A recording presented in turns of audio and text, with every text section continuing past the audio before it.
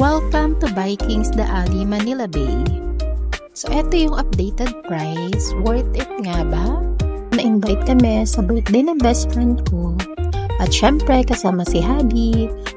Food trip date na din namin, of course.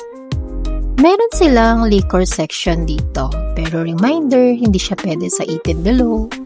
At si Habi hanggang tingin na lang muna kasi siya ang driver mamaya. So, tiis lang muna ha.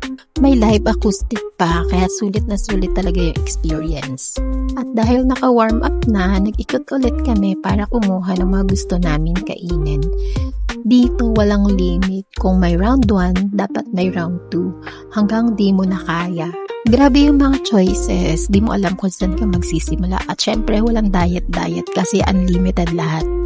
Imagine, only seafoods, only meat, only sushi, at syempre, only dessert.